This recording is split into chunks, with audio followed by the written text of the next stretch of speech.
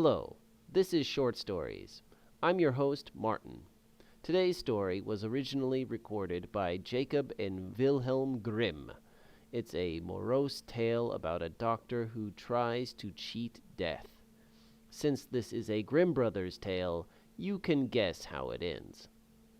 To give you some cultural context, I have to explain the tradition of naming godparents. It is strongly associated with Catholicism, but it is not limited to that religion alone. A godparent is someone who promises to take care of a child in the event that the natural parents die or become unable to provide adequate care. Ideally, the godparent is meant to assist with the child's spiritual development. So, godparents serve both a religious and practical role. The practice of naming godparents exists to this day, but is largely ceremonial. Vocabulary: godfather, godfather. My friend asked me to be his son's godfather. Perplexed, perplexed.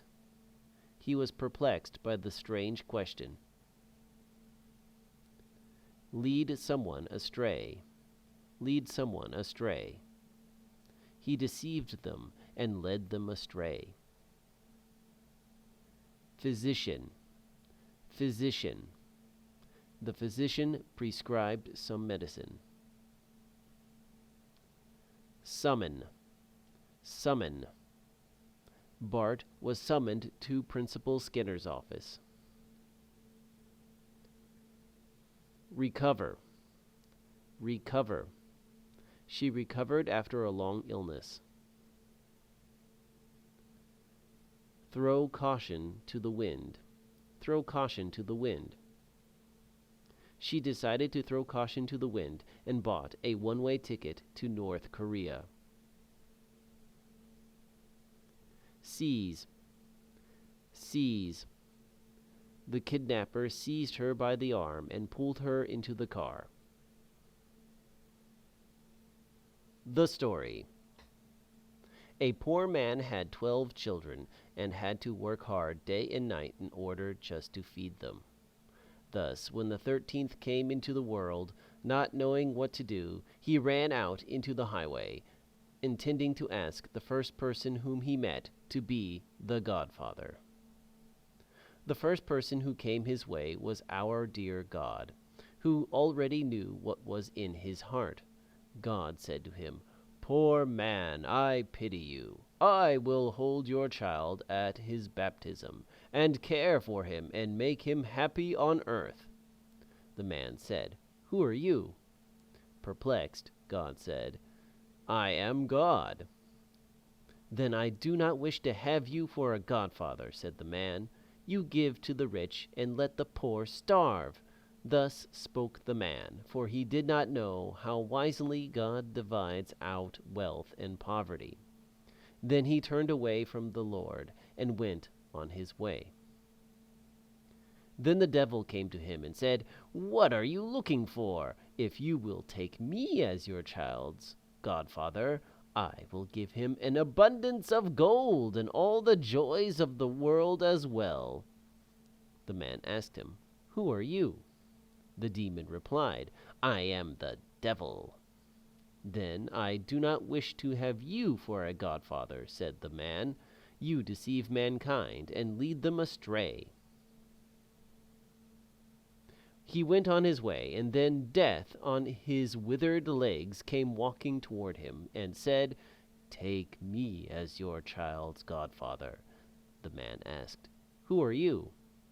Gesturing with his bony fingers, he said, "I am Death, who makes everyone equal." Then the man said, "You are the right one. You take away the rich as well as the poor, without distinction.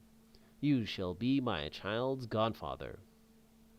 Death answered, "I will make your child rich and famous, for he who has me for a friend cannot fail."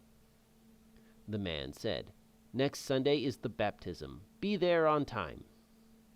Death appeared as he had promised, and served as godfather in an orderly manner. After the boy came of age, his godfather appeared to him one day and asked him to go with him. He took him out into the woods and showed him an herb that grew there, saying, "Now you shall receive your godfather's present. I will turn you into a famous physician. Whenever you are called to a sick person, I will appear to you. If I stand at the sick person's head, you may say with confidence that you can make him well again. Then give him some of this herb, and he will recover. But if I stand at the sick person's feet, he is mine, and you must say that he is beyond help, and that no physician in the world could save him. But beware of using this herb against my will, or something very bad will happen to you." It was not long before the young man had become the most famous physician in the whole world. People said of him, "He only needs to look at the sick in order to immediately know their condition, whether they will regain their health or are doomed to die." And people came to him from far and wide, taking him to their sick and giving him so much money that he soon became a wealthy man. Now it came to pass that the king became ill. The physician was summoned and was told to stay if a recovery was possible. However, when he approached the bed, Death was standing at the sick man's feet, and so no herb on earth would be able to help him. "If I could only deceive Death once," thought the physician. "He will be angry, of course, but because I am his godson, he will shut one eye. I will risk it." He therefore took hold of the sick man and laid him the other way around, so that Death was now standing at his head. Then he gave the king some of the herb, and he recovered, and became healthy again. However, Death came to the physician, made a dark and angry face, threatened him with his finger, and said, "You have betrayed me. I will overlook it this time because you are my godson. But if you dare to do it again, it will cost you your neck, for I will take you yourself away with me." Soon afterward, the king's daughter became seriously ill. She was his only child, and he cried day and night until his eyes were going blind. Then he proclaimed that whosoever rescued her from death should become her husband and inherit the crown. When the physician came to the sick girl's bed, he saw Death at her feet. He should have remembered his godfather's warning, but he was so infatuated by the princess's great beauty and the prospect of becoming her husband that he threw all caution to the wind. He did not see that Death was looking at him angrily, lifting his hand into the air and threatening him with his withered fist. He lifted up the sick girl and placed her head where her feet had been. Then he gave her some of the herb, and her cheeks immediately turned red, and life stirred in her once again. Death, seeing that he had been cheated out of his property for a second time, approached the physician with long strides and said, "You are finished. Now it is your turn." Then Death seized him so firmly with his ice-cold hand that he could not resist, and led him into an underground cavern. There the physician saw how thousands and thousands of candles were burning in endless rows, some large, others medium-sized, others small. Every instant some died out, and others were lit, so that the little flames seemed to be jumping about in constant change. "See," said Death, "these are the life-lights of mankind. The large ones belong to children, the medium-sized ones to married people in their best years, and the little ones to old people. However, even children and young people often have only a tiny candle." "Show me my life-light," said the physician, thinking that it still would be very large. Death pointed to a little stump that was just threatening to go out, and said, "See, there it is." "Oh, dear godfather," said the horrified physician, "light a new one for me. Do it as a favor to me, so that I can enjoy my life and become king and the husband of the beautiful princess." "I cannot," answered Death. "One must go out before a new one is lit." "Then stack the old one onto a new one that will go on burning after the old one is finished," begged the physician. Death pretended that he was going to fulfill this wish and took hold of a large new candle, but, desiring revenge, he purposely made a mistake in relighting it, and the little piece fell down and went out. The physician immediately fell to the ground, and he too was now in the hands of Death. Questions. Number 1. Who did the man choose to be his son's godfather?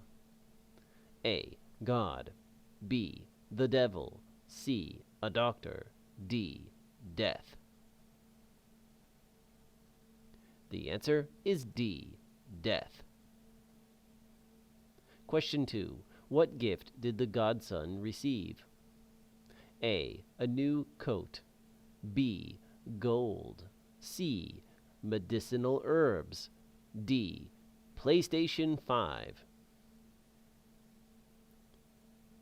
The answer is C. Medicinal herbs. Question 3. Why did the godson save the princess when he knew that he shouldn't? A. She was pretty and he wanted to be king. B. She was rich. C. She was his granddaughter. D. He promised the king that he would. The answer is A. She was pretty and he wanted to be king. Question 4. What is the lesson of this story? A. You shouldn't trust doctors. B. You can't cheat death. C. Family planning is very useful. D. None of the above. The answer is B. You can't cheat death.